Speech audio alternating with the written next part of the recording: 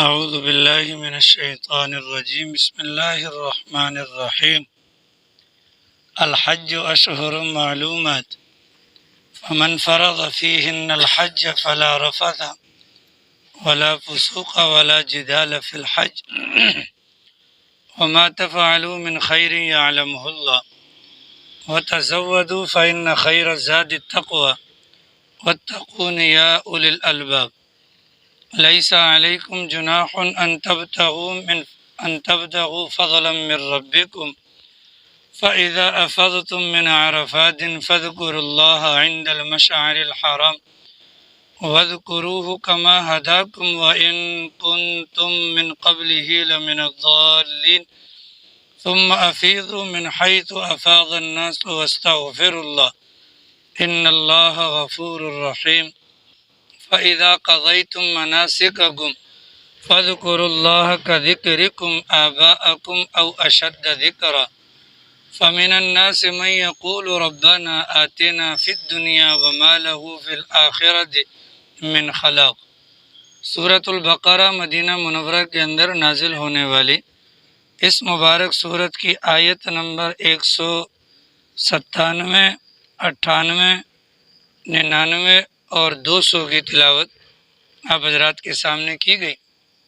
گزشتہ جو مبارک آیات گزری ہیں ان مبارک آیات کے اندر اللہ تعالیٰ نے اس مسئلے کو بیان کیا کہ اگر کوئی انسان احرام باندھ لیتا ہے حج کا یا عمرے کا اور اس کے نتیجے میں اللہ نہ کرے کوئی دشمن اگر راستہ روک لے یا کسی بیماری کی وجہ سے نہ جا سکے، احرام سے حلال ہونے کا طریقہ کیا ہوگا۔ دوسری بات یہ بیان ہوئی کہ حج 3 طرح کا ہوتا ہے، افراد ہوتا ہے، حج قران ہوتا ہے، تمتع ہوتا ہے۔ تو جو حرم پاک سے باہر کے رہنے والے ہیں ان کے حق میں تمتع اور قران ہوتا ہے، اور جو حرم پاک کے اندر رہنے والے ہیں ان کے لیے حج افراد ہوتا ہے۔ تیسری بات وہاں پر یہ بیان ہوئی کہ حج قران والا اور حج تمتع والا جب مناسک کے حج کو ادا کرے گا تو وہ قربانی کرے گا، اور یہ قربانی شکرانہ ہے اس نعمت کا کہ اللہ تعالیٰ نے ایک ہی سفر کے اندر 2 نعمتیں عطا فرما دی۔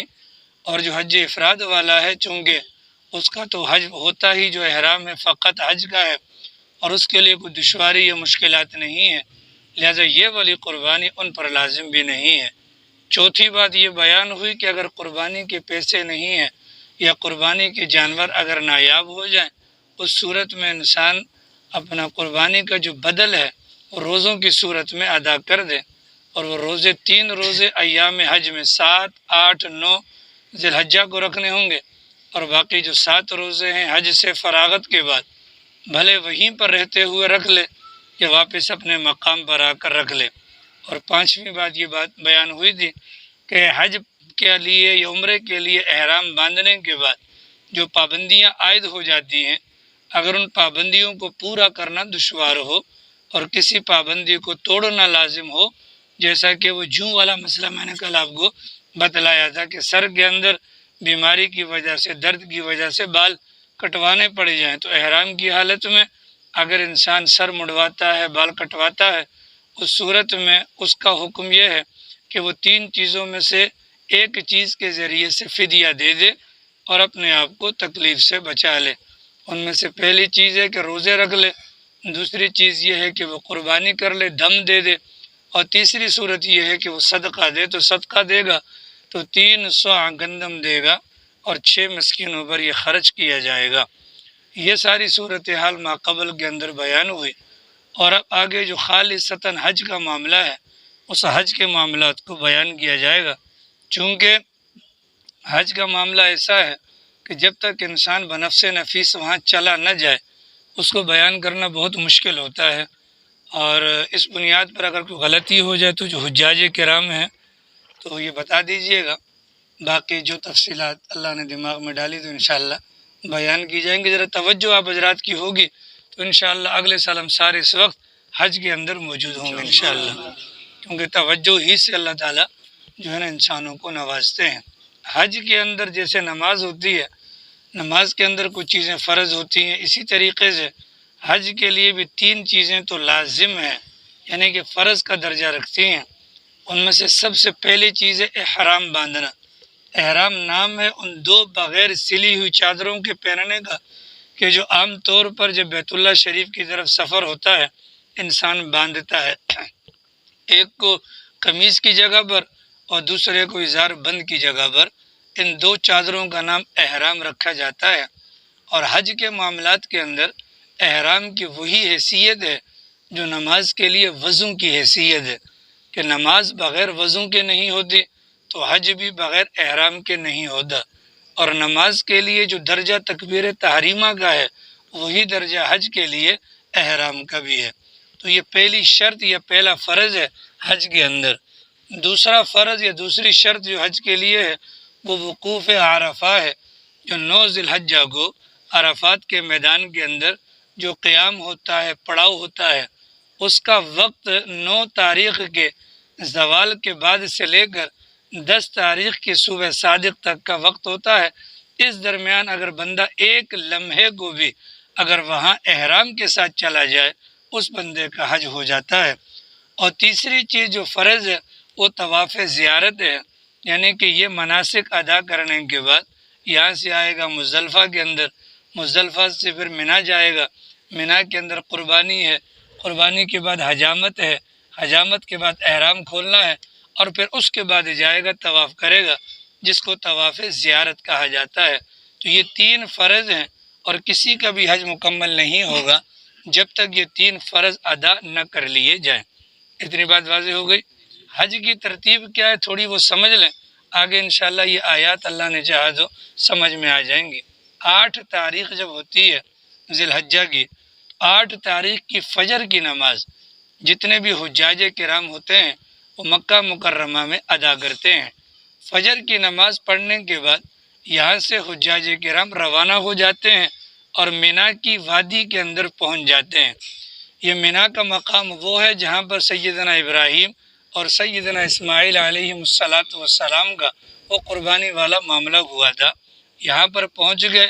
اب حجاج کرام ظہر، عصر، مغرب، عشاء اور فجر، یہ 5 نمازیں مینا کے اندر پڑھتے ہیں۔ 5 نمازیں جب مکمل ہو جائیں گی گویا کہ 9 تاریخ کی فجر بھی انہوں نے یہیں پر پڑھنی ہوتی ہے، اور اس کے بعد زوال سے پہلے ان کو عرفات کے میدان کے اندر پہنچنا ہوتا ہے۔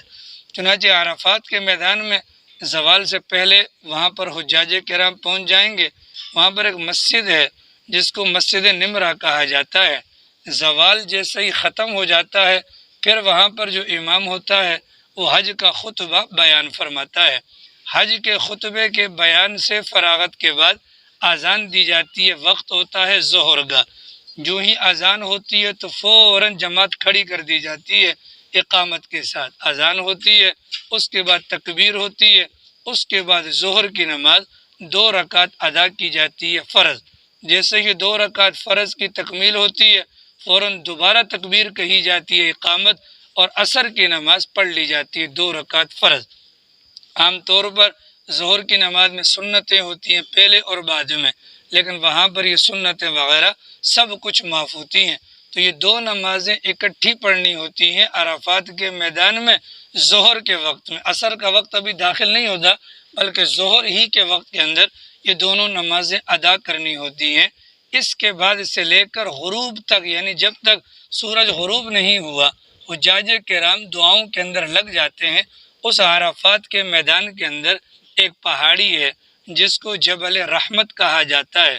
جبل رحمت یہ وہ پہاڑی ہے جہاں پر حجۃ الوداع کے موقع پر رسول اکرم صلی اللہ تعالی علیہ وسلم نے کھڑے ہو کر خطبہ ارشاد فرمایا ہے۔ یہیں پر سرکار نے وقوف فرمایا تھا، لیکن سرکار نے تو وقوف وہاں پر کیا تھا، لیکن ساتھ میں یہ بھی کہہ دیا تھا کہ جتنا بھی عرفات کا میدان ہے اس میں سے کہیں پر بھی انسان اگر ٹھہر جاتا ہے تو وقوف عرفہ ادا ہو جائے گا، سوائے سرکار نے اشارہ کیا کہ یہ جو مسجد نمرہ ہے اس کی جو مغربی جانب ہے اس کی سائیڈ پر، یعنی اگر مغربی جو قبلے کی سمت میں جو دیوار ہے اگر اس کو گرایا جائے تو سامنے ایک وادی آتی ہے، اس وادی کے متعلق کہا گیا کہ سوائے اس کے باقی کہیں پر بھی لوگ اگر کھڑے ہو جائیں تو یہ اپنا وقوف عرفہ ہو جائے گا۔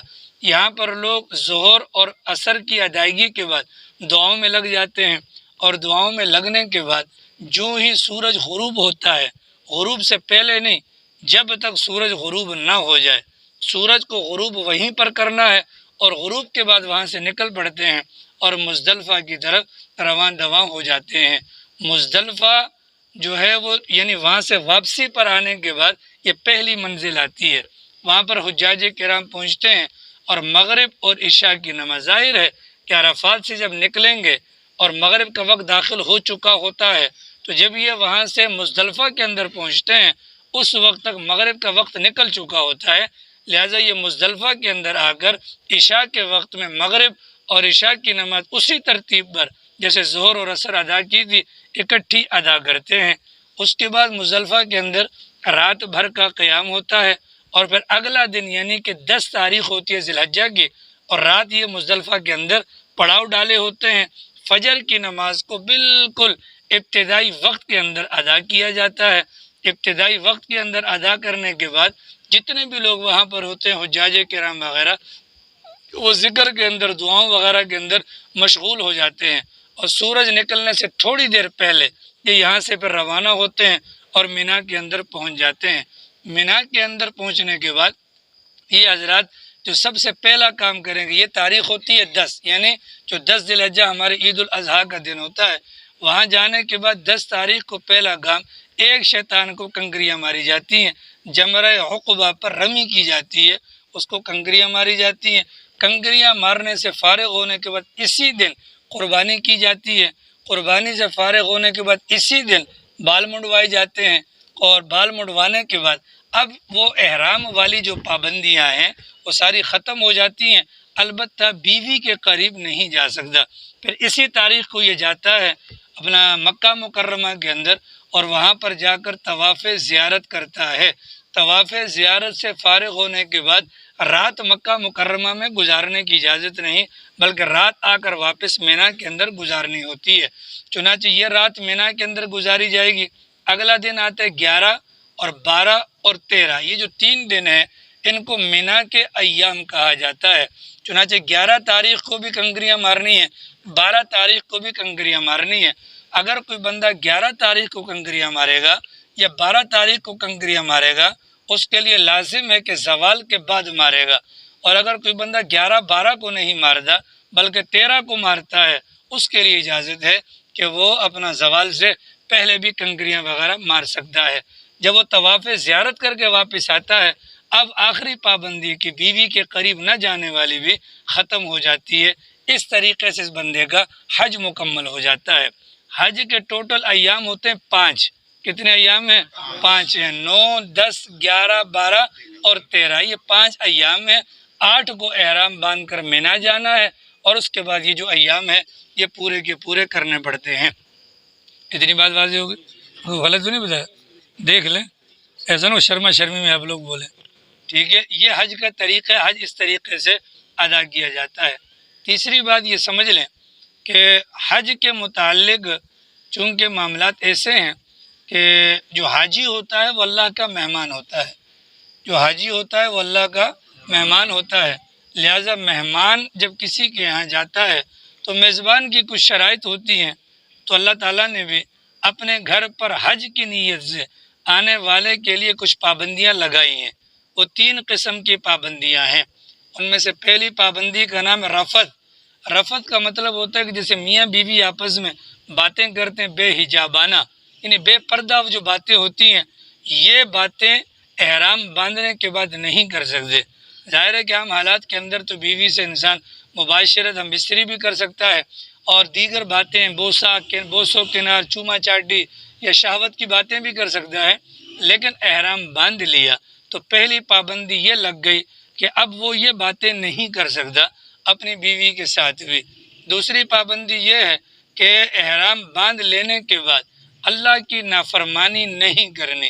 اللہ کی نافرمانی کے لیے یہاں پر جو لفظ استعمال کیا اس کو فسق کہتے ہیں، اور یہ جو لفظ فسق ہے یہ کافروں کے لیے بھی بولا جاتا ہے اور ایمان والوں کے لیے بھی بولا جاتا ہے۔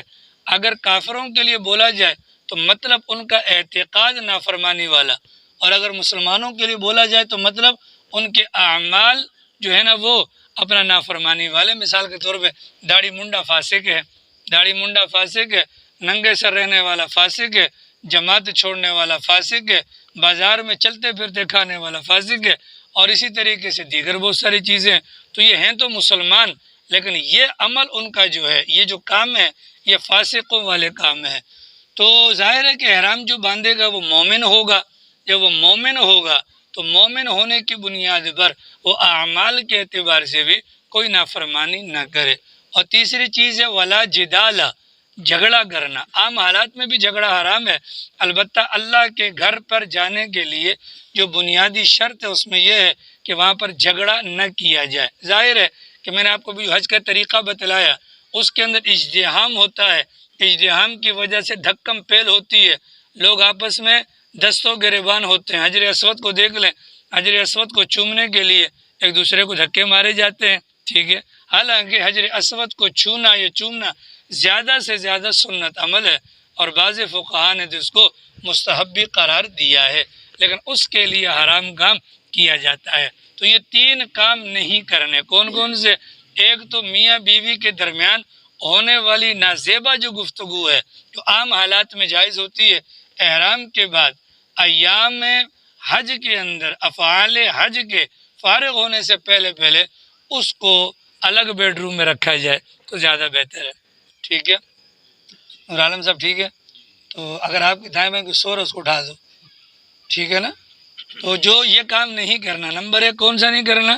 بے حجابانہ گفتگو نہیں کرنی، دوسرا کوئی نافرمانی نہیں کرنی، اور تیسرا کام کیا نہیں کرنا؟ ولا جدال فی الحج۔ کورونا سے پہلے ہمارے لیاری سے بہت سارے اشرافیہ یہاں سے حج پر تشریف لے کر گئے، ٹھیک ہے۔ تو جیسے گئے تھے کورے اس سے زیادہ ان کے دلوں پر مہر لگ گئی جو واپس آئے، کیونکہ وہاں پر وہ خود اپنے حالات بتا رہے ہیں، ہم نے اس کی خوب کلاس لی، کیا کہہ رہے ہیں، مطلب ہم نے اس کو خوب بے عزت کیا، ہم نے یوں کیا، ہم نے وہ کیا۔ شیخ سعدی رحمۃ اللہ علیہ فرماتے ہیں کہ حاجیوں کا قافلہ آ رہا تھا، اس میں حاجی آپس میں گفتگو کر رہے تھے، خلیل بھائی اللہ لے کر جائے گا انشاءاللہ تھوڑی توجہ ہو جائے تو ٹھیک ہے، اللہ لے کر جائے گا انشاءاللہ تھوڑی توجہ، آگے آ جاؤ میری جان، آگے آ جاؤ، نہیں شرماؤ، یہاں کوئی بے پردہ تو نہیں ہے بھیا، سارے باپردہ ہیں نا، ٹھیک ہے، غور سے سنیں انشاءاللہ فائدہ ہو۔ تو شیخ سعدی فرماتے ہیں کہ قافلہ واپس آ رہا تھا تو راستے میں لوگ آپس میں باتیں کر رہے تھے کہ یار ہم نے تو خوب مزے کیے، انجوائے کیا حج کو، کہ وہاں پر ہم نے گندی گندی باتیں بھی کی، یعنی فسق و فجور، اور میاں بیوی آپس میں احرام کی حالت میں ہم بستر بھی ہوئے اور خوب دھکم پیل بھی ہوئی۔ تو وہیں پر اسی قافلے میں ایک بندہ بیٹھا تھا اور اس نے مخاطب کیا ان لوگوں کو جو یہ باتیں کر رہے تھے کہ اے وہ لوگوں جو آدمیوں کو کاٹ کر آئے ہو، اے وہ لوگوں جو آدمیوں کو کاٹ کر آئے ہو، خبردار تم میں سے کسی نے بھی حج نہیں کیا، البتہ جن اونٹوں پر تم سوار ہو کر گئے تھے تم تو حاجی نہ بن سکے، وہ اونٹ حاجی بن کر آئے ہیں۔ مطلب کیا ہے؟ مطلب یہ ہے کہ جن پابندیوں کو اللہ تعالیٰ نے لاگو کیا تھا وہ پابندیاں تم نے پوری نہیں کی تو تمہارا جانا نہ جانا برابر ہے۔ تو یہ پابندیاں اللہ تعالیٰ کی طرف سے تین قسم کی عائد ہوتی ہیں۔ تیسری بات یہ اپنے دماغ میں رکھیں، احرام پہننا ہے تو احرام کے ساتھ کچھ احرام والی پابندیاں لاگو ہو جاتی ہیں۔ سلا ہوا کپڑا نہیں پہن سکتے، سر کو نہیں ڈھانپ سکتے، خوشبو نہیں لگا سکتے، بال نہیں کٹوا سکتے، جوں وغیرہ نہیں مار سکتے، مچھر مکھی وغیرہ نہیں مار سکتے، شکار نہیں کر سکتے، کسی جانور کو ذبح نہیں کر سکتے، اگر کر لیا تو وہ حلال نہیں ہوگا۔ یہ چند پابندیاں ہیں جو احرام باندھنے کے بعد ہمارے اوپر لاگو ہو جاتی ہیں۔ انہی پابندیوں میں سے ایک پابندی بیوی کے قریب جانا بھی ہے۔ چنانچہ اگر کسی نے احرام باندھ لیا اور احرام باندھنے کے بعد افعال حج کو تکمیل سے پہلے اگر بیوی سے ہم بستری کر لیتا ہے تو نتیجتاً یا تو پورا اونٹ دینا پڑے گا یا پوری کی پوری گائے دینی پڑے گی اور حج اس کا خراب ہو جاتا ہے۔ کتنی بات ہے؟ تو یہ پہلا فرض کون سا ہے؟ احرام۔ بابا جی پہلا فرض کون سا ہے؟ پہلا فرض کون سا ہے؟ احرام۔ پہلا فرض کون سا ہے؟ دوسرا فرض کون سا ہے؟ وقوف عرفہ کرنا، عرفات کے میدان میں جانا۔ عرفات عرفہ اس کا مطلب ہوتا ہے پہچان کی جگہ، اس کا مطلب ہوتا ہے پہچان کی جگہ۔ عرفات کو عرفات کہنے کی وجہ کیا ہے اللہ جانتے ہیں، البتہ بعض حضرات کی رائے یہ ہے کہ جب اللہ تعالیٰ نے سیدنا آدم علیہم الصلاۃ والسلام اور اماں حوا کو زمین پر اتارا تھا، تو اماں حوا اتری تھی جدہ کے اندر، جدہ کا مطلب دادی یا نانی، اور سیدنا آدم علیہ السلام اترے تھے سری لنکا کے ایک جزیرے مالدیپ کے اندر۔ تو یہ دونوں حضرات، یہ یہاں سے اور وہ وہاں سے چلتے چلتے یہ جہاں پر جا کر ملے ہیں وہ میدان عرفات ہے، وہاں پر انہوں نے ایک دوسرے کو پہچان لیا تھا۔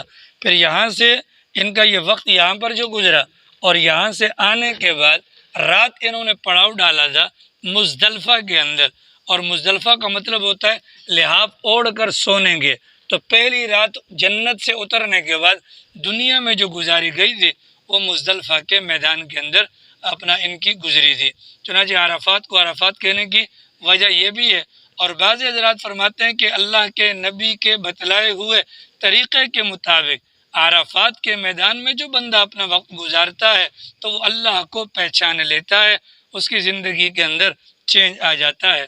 اور تیسرا جو فرض ہے وہ طواف زیارت ہے، جو گویا کہ اپنے کپڑوں کے اندر کرنا ہوتا ہے، اور 10 تاریخ کو کرنا ہوتا ہے۔ اگر 10 تاریخ کو نہ کر سکیں 11 کو کر لیں، 11 کو نہ کر سکیں 12 کو کر لیں، 12 کو نہ کر سکیں 13 کو کر لیں، لیکن اگر 13 کے بعد اگر کوئی کرے گا پھر اس کو دم یعنی کہ تاوان یا جرمانہ وغیرہ دینا ہوگا۔ اتنی بات واضح ہو گئی جی۔ اگلی بات یہ سمجھیے کہ زمانہ جاہلیت کے اندر کچھ گند ہوتے تھے، جو کچھ کام ہوتے تھے اس کے متعلق یہاں پر فرمایا گیا۔ پہلی آیت جو آپ کے سامنے تلاوت ہوئی اس میں پہلی بات یہ فرمائی گئی کہ حج کے کچھ مہینے ہیں، مطلب متعینہ۔ وہ کون کون سے مہینے ہیں؟ عمومی طور پر کہا جاتا ہے 3 مہینے، لیکن ہیں مہینے کل تقریباً 2 مہینے 13 دن بنتے ہیں، 2 مہینے 13 دن۔ لیکن جو ذی الحجہ کا مہینہ ہے اس کو پورے کے پورے کو حج کا مہینہ ہی سمجھا جاتا ہے، اس بنیاد پر 3 مہینے کا نام دیا جاتا ہے۔ اور دوسری بات کہ یہ 3 مہینے ہیں تو گویا کہ اگر کوئی بندہ حج کے لیے احرام باندھنا چاہے تو وہ 1 شوال کو باندھ سکتا ہے، لیکن 30 رمضان کو یا 29 رمضان کو نہیں باندھ سکتا۔ اگر 1 شوال کو باندھتا ہے احرام باندھنا جائز، پابندیاں اس پر لاگو ہو جائیں گی۔ حج اس نے کرنا وہی جا کر 8 تاریخ کو مینا کے اندر پہنچنا ہے، اگر پہلے سے باندھنا چاہے تو باندھ سکتا ہے۔ تو یہ 3 مہینے کون سے ہیں؟ شوال ہے، ذی قعدہ ہے اور ذی الحجہ ہے۔ ذی الحجہ کے ابتدائی 13 دن بنتے ہیں کہ جن کے اندر حج ادا کیا جاتا ہے۔ دوسری بات یہ فرمائی کہ جو بندہ ایام حج کے اندر احرام باندھ کر اپنے اوپر حج کو لازم کر لے تو سب سے پہلی چیز جو اس کی طرف متوجہ ہوگی وہ 3 پابندیاں ہیں۔ نہ تو وہ بیوی سے بے پردگی والی بات کر سکتا ہے، نہ ہی فسق و فجور والا کام کر سکتا ہے، اور نہ ہی جھگڑے والا کام کر سکتا ہے۔ تو پھر کرے کیا؟ اب جیسے جھگڑا نہ کریں تو کیا کریں، گندی باتیں نہ کریں بیوی سے تو کیا کریں؟ اللہ میاں فرماتے ہیں کہ وَمَا تَفْعَلُوا مِنْ خَيْرٍ يَعْلَمُهُ اللَّهُ، کہ وہاں پر کرنے کا کام کیا ہے؟ نیکی کا کام ہے، نیکی کا کام ہے۔ ظاہر اگر ہمارے گھر پر کوئی مہمان آتا ہے، اگر وہ مہمان ہے کبھی ہمارے بٹنوں کو چھیڑے، کبھی نسواری ادھر اٹھا کر پھینک دے، کبھی پان کی پچکاری مار دے، تو اگلی مرتبہ اس مہمان کو مانے دیں گے؟ بولیے، بلائیں گے تو ویسے نہیں، لیکن اگر وہ کبھی بھولے سے آ بھی گیا تو ہمارا چہرہ، ہمارا رنگ اترا ہوا ہوگا۔ تو وہاں پر جا کر نہ تو جھگڑنا ہے، نہ وہاں پر بے پردگی والی باتیں کرنی ہے، بلکہ اس وقت کو قیمتی بنانا ہے۔ اور قیمتی کیسے بنانا ہے کہ انسان ذکر کے اندر لگا رہے، دعاؤں کے اندر لگا رہے۔ اسی وجہ سے ہمارے بڑے حضرات کو ہم نے دیکھا کہ وہ وہاں پر کم سے کم وقت کے لیے جاتے ہیں۔ ظاہر ہے 35 دن کے لیے جائیں گے تو پھر کیا کریں گے؟ وہاں بیٹھ کر انسان بور بھی ہو جاتا ہے۔ کیا ہو جاتا ہے؟ بور ہو جاتا ہے۔ پھر کبھی پاکستان فون کرے گا، کبھی وہاں پر فون کرے گا، کبھی یہ کرے گا، کبھی وہ کرے گا۔ تو ہمارے جتنے بڑے اکابر ہیں پاکستان کے اندر وہ سارے کے سارے 5 ذی الحجہ یا 6 ذی الحجہ کو جاتے ہیں تاکہ کم سے کم وقت میں جا کر تمام اعمال کو پورا کر لیا جائے۔ تمنا ہم سب کی یہی ہے، لیکن اس میں خرچہ زیادہ آتا ہے۔ ٹھیک ہے، اب یہاں سے تو انسان تمنا کرتا ہے یار خدا کرے میں 2 سال کے لیے حرم چلا جاؤں، ٹھیک ہے، تو وہاں جا کر بھی اگر پھر نمازیں نہ پڑھی تو وہاں پر جا کر بھی اگر غلطیاں کی تو کیونکہ یہاں تو ہم لیاری کی ماسیوں کو دیکھ کر ہمارے منہ میں رال ٹپکتے ہیں، وہاں تو پوری دنیا کا حسن ہوتا ہے، کیسے قابو کریں گے؟ اور پلس یہ ہے کہ ساتھ میں بیوی بھی نہ ہو، اس بنیاد پر کم سے کم وقت کے لیے جانا یہ زیادہ بہتر ہے۔ تو وما تفعلوا من خیر، جو بھی کام کرو گے اللہ اسے جانتے ہیں، مطلب اچھائی کا کام کرو جس سے جو ہو سکتا ہے۔ دیکھو حرم پاک کے لیے تو کتنی وہ اپنا خصوصیت ہے کہ اگر نماز پڑھتے ہوئے تھکاوٹیں نہیں پڑھ سکتے ہو، تلاوت نہیں کر سکتے ہو، ذکر نہیں کر سکتے ہو، خالی کعبے کو بیٹھ کر دیکھتے رہو، وہ بھی عبادت کے اندر شمار کیا جاتا ہے۔ وَتَزَوَّدُوا فَإِنَّ خَيْرَ الزَّادِ التَّقْوَىٰ وَتَزَوَّدُوا فَإِنَّ خَيْرَ الزَّادِ التَّقْوَىٰ۔ یمن کے لوگ حج کے لیے آتے تھے، حج کا ارادہ ہوتا، بس چادر یوں کھٹکائی اور اٹھ کے حج کے لیے چل پڑتے تھے، ٹھیک ہے، ساتھ میں پیسہ ویسا کچھ نہیں، کھانے کا انتظام کچھ نہیں، اضافی کپڑے کچھ نہیں، اور بھائی کپڑے وغیرہ پیسے نہیں، ہم تو متوکل لوگ ہیں جی، ہم تو اللہ کے بھروسے پر جا رہے ہیں، ٹھیک ہے، وہاں سے آ تو جاتے اس زام کے اندر ہم اللہ پر بھروسہ کرتے، لیکن ظاہر ہے کہ وہ انسان ہے، تو جب وہ انسان ہے تو گرمی بھی لگے گی، سردی بھی لگے گی، بھوک بھی لگے گی، پیاس بھی لگے گی، چنانچہ ان کا یہ عمل وہاں سے کر کے نکل دے، پھر راستے میں جا کر بھیک مانگتے، ہاں راستے میں جا کر بھیک مانگ دے، راستے میں جا کر بھیک مانگ دے، تو فرمایا گیا کہ بھائی اپنا جو توشہ ہے نا، توشہ، یہ توشہ ساتھ رکھو۔ دیکھیے اللہ کی ذات مسبب الاسباب ہے، اسباب بنانے والا ہے، ٹھیک ہے، اور انسان کو اللہ تعالیٰ نے اسباب کا محتاج بنایا ہے، اسباب کا محتاج بنایا ہے۔ اس دنیا کو اللہ تعالیٰ نے دار الاسباب بنایا ہے، دنیا کو کیا بنایا ہے؟ دار الاسباب بنایا ہے۔ گویا کہ ایمان والوں کو کہا گیا سبب اختیار کرو، ساتھ میں دعا کرو، اے اللہ اس سبب کے اندر تاثیر پیدا فرما دیجئے۔ ہاں اللہ نے سبب بنایا ہے، اس سبب کو اللہ نے اپنے قدرت کے کنٹرول کے اندر رکھا ہے، یعنی اللہ کے قبضے میں ہے، اللہ چاہے گا تو وہ سبب مؤثر ہوگا، لیکن ہمیں تو پتہ نہیں ہے نا، ہمارا کام کیا، اونٹ کو باندھ دو اور اس کے بعد اللہ کے بھروسے پر آ جاؤ۔ اونٹ کھلا چھوڑ کر جی میں تو میری جوتی مسجد کے آگے سے چوری ہو گئی، تو بھئی آپ کوئی شہنشاہ تو نہیں ہے، سب کی چوریاں ہوتی رہتی ہیں، آ رہی سمجھ میں؟ وَتَزَوَّدُوا، توشہ زاد راہ اختیار کرو، ڈاکٹر کے پاس جائیں گے ڈرپ لگوائیں گے، ٹھیک ہے، بالکل سنت عمل ہے، لیکن ڈرپ یا ڈاکٹر یا ٹیکہ یا دوائی اس کو مؤثر بذات نہیں سمجھیں گے، اگر اللہ کا حکم ہوگا تو یہ چیز میرے لیے شفا کا باعث بن جائے گی، تو وہ لوگ یہ کرتے تھے۔ حالانکہ شریعت مطہرہ نے گداگری کے پیشے کو، یعنی یہ والا جو چکر ہوتا ہے دے جا سخیہ اللہ کے نام پر مانگنے والے ہیں ماشاءاللہ یہاں پر بھی بہت سارے ہیں، ٹھیک ہے، تو اس کو کیا کہا گیا؟ حرام کہا گیا، بقول شاہ ولی اللہ صاحب محدث دہلوی رحمۃ اللہ علیہ کے کہ شریعت اسلامیہ کے اندر جیسے چوری حرام ہے، وضو کر کے آ جا پریشان، جا وضو کر کے آ جا، بہت بری حالت ہو رہی نیند سے تیری، آپ فیصل کونسلر صاحب جا وضو کر لے، کوئی برائی والی بات نہیں، انسان کو نیند آ جاتی ہے، ٹھیک ہے بھیا، بقول شاہ ولی اللہ صاحب محدث دہلوی رحمہ اللہ کے جیسے شریعت اسلامیہ کے اندر چوری حرام ہے، ڈاکہ حرام ہے، ویسے ہی بھیک مانگنا بھی حرام ہے۔ اور سرکار نے فرمایا کہ جو بھکاری لوگ ہیں کل قیامت والے دن اللہ میاں کے پاس اس حالت میں آئیں گے، ان کے چہرے پر گوشت نہیں ہوگا۔ تصور کیجئے، اللہ نہ کرے اگر ہمارے چہرے پر گوشت نہ ہو تو ہماری شکل کیسی ہوگی، ہماری شکل کیسی ہوگی؟ فرمایا کہ توشہ رکھو، اس کو توکل کے خلاف مت جانو، وجہ اصل جو تقویٰ ہے وہ تقویٰ تو یہی ہے کہ انسان اللہ کے علاوہ کسی سے نہ مانگے، ان اسباب کو رکھو تاکہ تمہیں لوگوں کے سامنے بھیک نہ مانگنا پڑ جائے، بھیک نہ مانگنا پڑ جائے، ٹھیک ہے۔ لوگ اللہ کے راستے میں جاتے ہیں، بھلے وہ تبلیغ کا میدان ہو یا کسی بھی چیز کا میدان ہو، ہاں جی بس ہم اللہ کے بھروسے، بھائی اللہ کے بھروسے پہ نہیں، اسی اللہ نے گائے پیدا کی ہے، گائے کو ساتھ لے کر جاؤ، ٹھیک ہے، اسی کی تھنوں کے اندر سے خدا نے دودھ کا انتظام کیا ہے، تو یہ اسباب اللہ نے پیدا کیے ہیں، اسباب کو اختیار نہ کرنا یہ بے وقوفی ہے، یہ کیا ہے؟ اور اسباب پر بھروسہ کرنا یہ کفر ہے، یہ کیا ہے؟ اور بھروسہ کس پہ کریں گے؟ اللہ کی ذات پر کریں گے، اسباب کو اختیار کرنا چاہیے۔ دوسری چیز یہ فرمائی کہ جب اسلام آیا تو زمانے جاہلیت کے اندر لوگ وہاں سے جب آتے تھے تو حج کے موقع پر مینا کی وادی کے اندر باقاعدہ وہاں منڈی لگتی تھی، خرید و فروخت۔ حضرات صحابہ کرام کے دماغ میں آیا کہ وہ تو جاہلیت کے زمانے میں کرتے تھے، ایسا نہ ہو کہ ہم جائیں اور اگر ہم بھی یہ کام کریں گے تو ہمارے حج پر حرف نہ آ جائے، ثواب میں کمی نہ آ جائے۔ اللہ میاں نے فرمایا کہ نہیں، ایسا کچھ بھی نہیں ہے۔ اگر ایک بندہ نیت کرتا ہے حج کی لیکن ضمناً اگر کوئی لین دین کے معاملات بھی کرتا ہے، کوئی حرج کی بات نہیں ہے۔ مثال کے طور پر ایک وہ ہے جو ہے، مثال کے طور پر ایک بندہ ایسا ہے جو نائی کا کام کرتا ہے پاکستان کے اندر، اگر وہ حج پر جانا چاہتا ہے 10-15 اسرے لے جائے اپنے ساتھ، 10-15 اسرے لے جائے، ٹھیک ہے، نیت کس کی؟ حج کی ہے، اور وہاں جا کر بال مونڈے، پیسہ آ رہا ہے نا اس کو، کوئی حرج نہیں ہے۔ وجہ کہ وہ حج کے لیے حاجی صاحب گئے ہیں تو آپ میڈیکل والے سامان لے جاتے، ٹھیک ہے، اور وہاں اگر بیچ لیتے، اس کے اندر کوئی حرج نہیں ہے۔ حرج تب ہوگا جب نیت بنائی جائے، کیا کہ میں جا رہا ہوں خریداری کے لیے، جیسے لوگ یہاں سے جاتے ہیں اور وہاں سے سونا لے کر آتے ہیں، زکوٰۃ ان کا ابا دے گا، ٹھیک ہے، سونا تو دبا کے لاتے ہیں وہاں سعودیہ کے اندر۔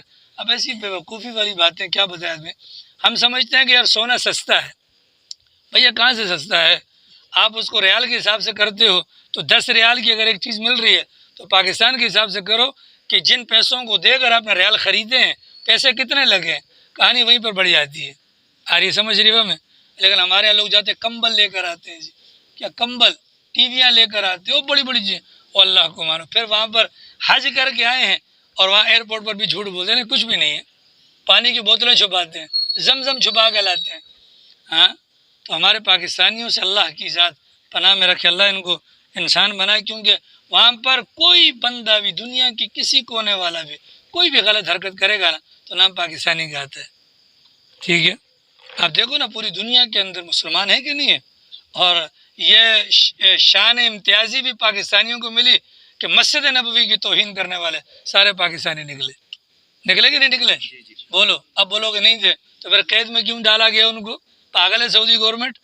تو ہر اچھے کام کے اندر بھی نہیں کہہ سکتے، لیکن برے کام کے اندر، یعنی گرین پاسپورٹ کو بدنام کرنے میں حکمرانوں کا ہاتھ نہیں ہے، ہماری عوام کا ہاتھ ہے، ہماری عوام کا ہاتھ۔ اللہ کی ذات کی پناہ، ٹھیک ہے۔ تو فرمایا کہ اگر لین دین کے معاملات ہیں لیکن نیت کس کی ہے؟ حج کی ہے، تو بالکل کر سکتے ہو، ایک بات۔ دوسری بات یہ ہے کہ جو قریش کے لوگ تھے، چونکہ یہ تو جاہلیت کے زمانے میں بھی حج ہوتا تھا، وہ عرفات نہیں جاتے تھے۔ عرفات کیوں نہیں جاتے تھے؟ کہ مکہ مکرمہ سے عرفات کا میدان 9 یا 10 میل کی مسافت پر ہے اور یہ حدود حرم سے باہر ہے، اور یہ کہا کرتے تھے کہ ہم لوگ جو ہے نا اللہ کے گھر کے پڑوسی ہیں، ہم تو وہاں نہیں جائیں گے، مینا میں ٹھہر جاتے تھے، مینا میں ٹھہر جاتے تھے۔ تو جب ظاہر ہے مینا میں ٹھہریں گے تو حج کا جو بڑا رکن ہے وہ ادا نہیں ہوگا۔ اس بنیاد پر فرمایا گیا جب لوگ وہاں سے آئیں تو تم بھی ان کے ساتھ واپس آؤ، ان کے ساتھ واپس آؤ، واپس آ کر کیا کرو؟ مزدلفہ کے اندر ایک وادی ہے جس کو وادی محصر کہا جاتا ہے، اور تقریباً اس پر جنگلہ لگا ہوا ہے، پتہ نہیں آپ حضرات نے دیکھا کہ نہیں دیکھا، اس پہ جنگلہ ہے 540 یعنی مربع فٹ کا ایک جنگلہ لگا ہوا ہے۔ اس جگہ کے علاوہ اس وادی کے اندر یعنی مزدلفہ کے اندر جہاں پر بھی انسان چاہے وہ پڑاؤ ڈال سکتا ہے، اس کو مشعر حرام کہا جاتا ہے۔ 2 پہاڑیاں ہیں، دونوں پہاڑیوں کے درمیان انسان نے وہاں پر وقت گزارنا ہوتا ہے جو رات گزارنی ہوتی ہے۔ البتہ وہ جو چھوٹی سی جگہ ہے وہاں کے متعلق منع کیا گیا، اور منع کرنے کی وجہ وہ آپ کو ابرہا والا واقعہ یاد ہوگا کہ وہ جب وہاں سے آیا تھا اسی جگہ پر پہنچا تھا جب اللہ تعالیٰ نے کنکریوں کے ذریعے سے اس کے لاؤ لشکر کو تہ و بالا کر دیا تھا۔ تو یہ وہ مقام ہے، وہاں پر شرطے کھڑے ہوتے ہیں جنگلہ لگا کر، لیکن ہماری عوام سمجھتی ہے وہی خالی جگہ ہے اور وہیں پر چلے جاتے ہیں۔ تو یہ فرمایا گیا کہ بھائی وہاں جاؤ اور وہاں سے آ کر جو رات گزارنی، یہ ظالم تو آگے نہیں جاتے تھے، کہا کہ وہاں سے گھوم کر واپس آؤ، تو پھر آؤ گے مزدلفہ کے اندر، پھر تو کہانی بنے گی۔ پھر کیا کرو جی، اس رات میں کرنا کیا ہے؟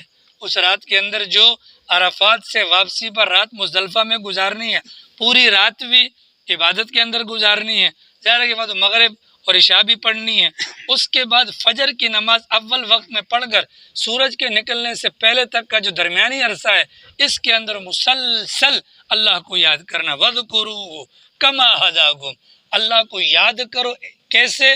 جیسا کہ اس نے تمہیں ہدایت دی، مطلب تمہیں طریقہ سکھلایا اللہ کو یاد کرنے کا، اور ساتھ میں فرمایا یہ طریقہ تمہیں اللہ نے سکھلایا، پہلے تو تمہیں بھی معلوم نہیں تھا۔ ٹھیک ہے، اتنی بات واضح ہو گئی۔ اس کے بعد کہاں جائیں گے؟ مینا جائیں گے۔ مینا کے اندر سارے کام وغیرہ کرنے کے بعد یعنی کہ قربانی اپنا جو کیا بولتے ہیں جمرات پر کنکریاں مار لی، اس کے بعد قربانی کر لی، سر کو منڈوا دیا، احرام کو کھول دیا، کعبے چلے گئے، طواف زیارت کر کے واپس آئے، رات یہاں گزارنی ہے۔ تو جاہلیت کے زمانے کے اندر لوگ واپس آ کر پوری رات کہانیاں سنایا کرتے تھے، میرا ابا ایسا تھا، میرا دادا ایسا تھا، میرا پردادا ایسا تھا۔ تو فرمایا کہ یہ وقت اس کام کے لیے نہیں ہے، بلکہ وہاں سے واپس آنے کی مطلب یہاں سے واپس آنے کے بعد جو ایام مینا ہیں، ان ایام مینا کے اندر استغفار کرنا ہے۔ کیا کرنا ہے؟ استغفار کیوں کرنا ہے؟ ظاہر ہے کہ بہت بڑا عمل کر کے آئے ہیں، اس کے اندر اللہ کی شیان شان تو عبادت نہیں ہوئی نا، لہٰذا اس میں استغفار کرنا ہے۔ چنانچہ سرکار دو عالم صلی اللہ تعالی علیہ وسلم ایک ایک مجلس میں 100 مرتبہ استغفار کیا کرتے تھے۔ استغفار کا کیا فائدہ بھیا؟ بے شمار فوائد ہیں۔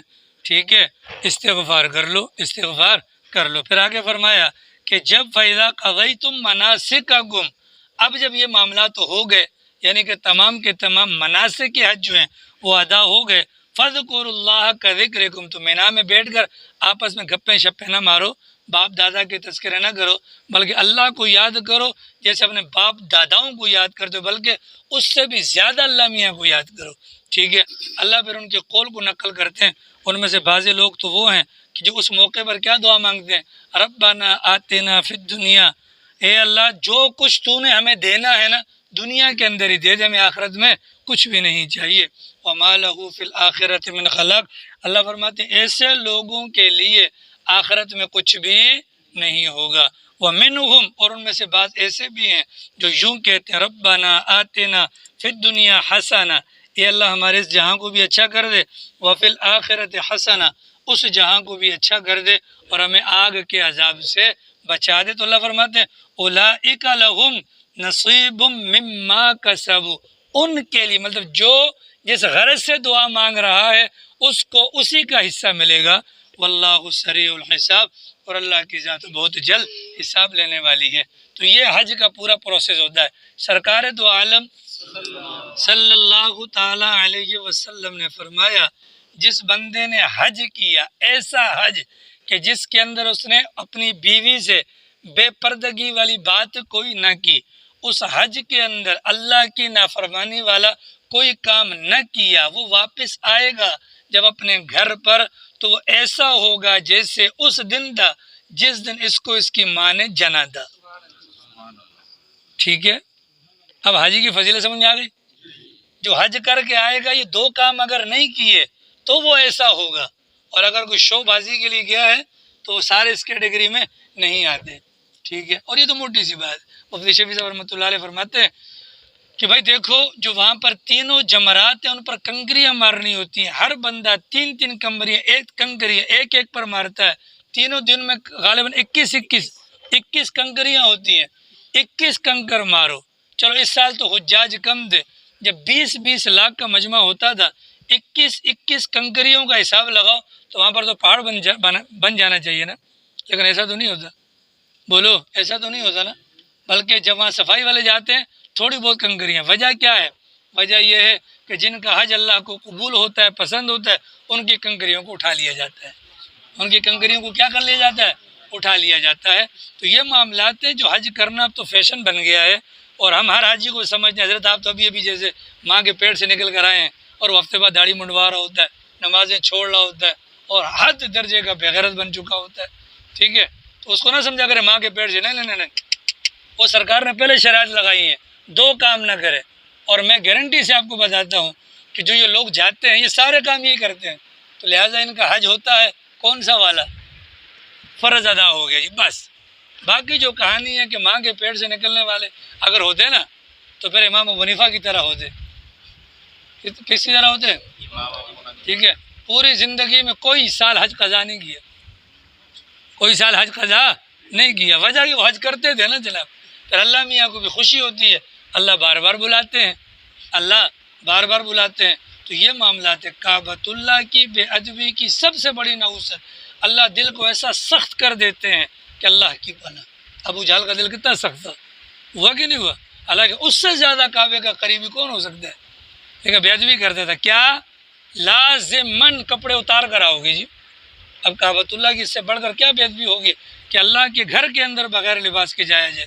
خلیل بھائی انشاءاللہ کے سال اگلے سال چلیں گے، ٹھیک ہے انشاءاللہ۔ تو یہ معاملات ہیں کہ حج بہت بڑی عبادت، دو پابندیاں اگر پوری کر لی اس صورت میں اللہ کے نبی کا فرمان وہ ایسے لوٹتا ہے جیسے ابھی ابھی ماں کے پیٹ سے نکلا ہو۔ اس کے حج کو حج مبرور اور ذنب مغفور کہا جائے گا، یعنی مقبول حج اور گناہوں کی معافی کا سبب ہوگا۔ اور اگر یہ نہیں ہوگا تو یاد رکھیے گا کہ ایک فیشن ہو جائے گا۔ تو یہ طریقہ کار حج کا اللہ تعالیٰ نے ان آیات کے اندر حج کے مسائل کو بیان کیا۔ آگے جو دیگر مسائل انشاءاللہ اس کو کل بیان کیا جائے گا۔ اللہ پاک توفیق عمل نصیب۔